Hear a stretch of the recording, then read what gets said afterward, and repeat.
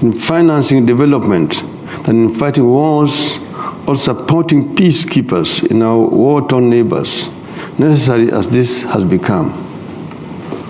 As the fifth President of the Republic of Kenya, and as a champion of democratization and good governance in Africa, I will give primacy to the pursuit of conflict resolution and continental peace within the framework of the African Union. In this regard, we in East Africa are proud of the progress in the East African community, which has now expanded its membership and which now stands at 7. Kenya, Uganda, Tanzania, Rwanda, Burundi, South Sudan, and the Democratic Republic of Congo, which is now the latest entrant. This now creates a landmass that spans from the Atlantic Ocean to the Indian Ocean. In the middle of COVID-19 pandemic and its impact on our economies, the world needs multilateralism more than ever before. We saw the need for multilateralism when the COVID struck. The real scandal about the global response to COVID-19 has been the vaccine inequity, or what has been called vaccine apartheid. Because of the international outcry, these inequities are now being addressed. I want to personally express my appreciation for countries, especially the UK, Europe, and the US, for addressing vaccine shortages in Kenya and in Africa. However, we need a more structural solution to vaccine inequity to avoid the recurrence of what has happened with COVID. Vaccine manufacturing capacity in Africa is urgent, as is the licensing of vaccines for local production to expedite the vaccination process continentally. And here we are happy that Kenya has now signed an agreement to be able to have vaccines produced locally in Kenya. Multilateralism will also save us from senseless conflicts like the one we are currently witnessing between Russia and Ukraine. I must say that wars of aggression against sovereign states violate the cardinal principles of sovereignty and the inviolability of borders of a state. In Africa, we long realized that reopening grievances over colonial borders would append us all. It's a Pandora's box that must never be touched. And that is why the African Union, and before it, the Organization of African Unity, has stuck religiously to the international law principle of uti possidetis juris. It provides that newly formed sovereign states should retain the internal borders that their preceding dependent areas had before their independence. Kenya's position at the United Nations in full support of the immediate cessation of hostility by Russia and a search for common peace, which has found widespread international support. Even though the sanctions imposed on Russia by the West will hurt the economic interests of Kenya and Africa, they are actions that I support. Rather than beat the drums of war, let us ring the bells of peace and summon all and sundry to the round table where all conflicts can be resolved through dialogue. It is in this spirit of dialogue that His Excellency President Uhuru Muigai Kenyatta and I resolved in March 2018 that Kenya's long-standing conflicts and disagreements among our communities and political parties could be resolved through dialogue. We held extensive discussions, looked into our history, the genesis and evolution of political disagreements, and the contradictions we needed to pay attention to. Then we shook hands publicly and announced our commitment to create a political system that would accommodate our social, ethnic, and political differences in an inclusive democratic process. This is what came to be known as the Building Bridges Initiative, or BBI.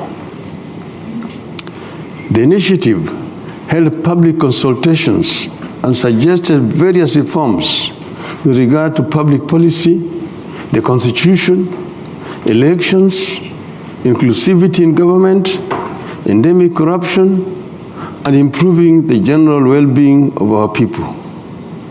The BBI is currently tied up in the Supreme Court, whose ruling we shall abide by.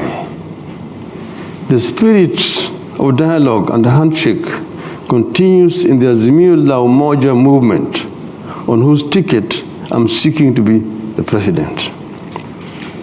Azimio is a broad national democratic movement which puts premium on our national unity, inclusive development, and transparent and accountable use of public resources. I am convinced that our Constitution still needs some reforms. For example, a candid look at the relationship between Parliament and the Executive is urgent. The 2010 Constitution introduced a devolved system of government that has brought tremendous changes in the governance and distribution and the use of public resources at the grassroots. Devolution is here with us to stay. We can only make it better through higher allocation of the national budget to the counties. The Constitution stipulates that at least 15% of the budget should be allocated to the counties. We in Azimio la Umoja coalition propose that the allocation be raised to at least 35% of the national budget. I will pass you this proposal. I have always believed in the dictum that a central government does best when it governs least at the local level. Good. Article 43 of our Constitution guarantees Kenyans basic social and economic rights such as education, health, food, water, housing, and social security. I will purpose to implement this very important article. The COVID-19 pandemic has left our economy struggling. I intend to radically shift focus to supporting the micro, small, and medium enterprises and give them resources for scaling up and fill gaps emerging from the pandemic. I also plan to provide a supportive regulatory framework, including providing linkages with the formal and private sector and public sector, so that the micro, small, and medium enterprises can thrive. I plan to increase the agricultural productivity by providing inputs to smallholders in addition to farm subsidies to farmers to enable us to produce for consumption and export. In the long term, I plan for the Azimio to prioritize an industrialization policy that is export-minded and that allows the private sector to drive the export agenda. I will support the private sector to lead a shift from exporting raw materials and agricultural produce and venture into industrial manufacturing with eyes on the international market. We will continue to expand the frontiers of quality public education and also pay more attention to skills-oriented education at the basic level to prepare students for productive work when they do not pursue higher professions at college and above. The current government has done a great job with regard to universal health coverage. My government will take up from where the Jubilee government has reached and eliminate the difference in terms of quality and cost between the public and private health facilities.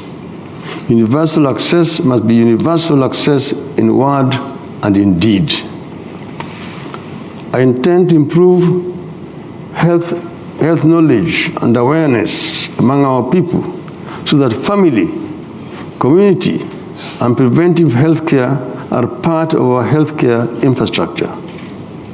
I also intend to establish an institute for biotechnology and genetic engineering in Kenya so as to enhance our domestic capacity to develop vaccines and pharmaceuticals.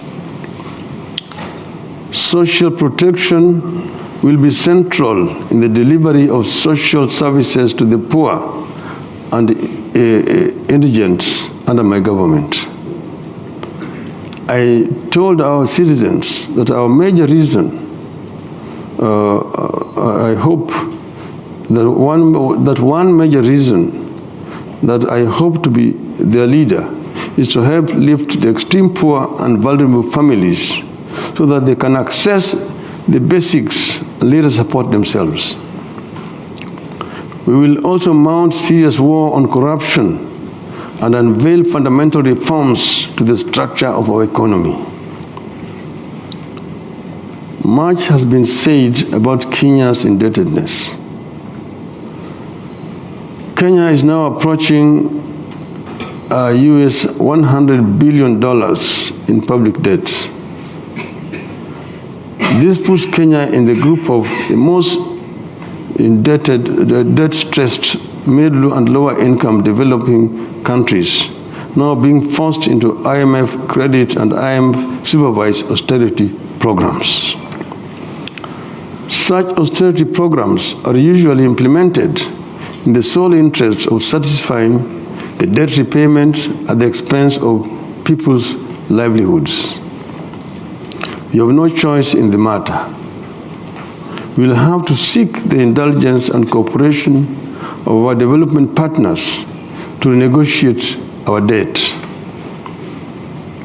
I will also audit our debt to establish its actual size. We acknowledge that even our troubles with the debt are in the part caused by corruption, kleptocracy, and a state capture. We will mount a serious war on corruption. Corruption, as it manifests today, is a global phenomenon. We need a new global partnership around this critical issue. Although the tax burden on Kenyans is now unbearable, I will make sure Kenya does not default on debt repayment. In future, we will strive to borrow at a favorable interest rate, negotiate repayment periods that are not stressful, and invest in enterprises that give good social and economic returns. Finally, Kenya is committed to rolling back global warming through drastic reduction of greenhouse gas emissions, particularly at the industrial and corporate level, in line with the Paris Climate Agreement.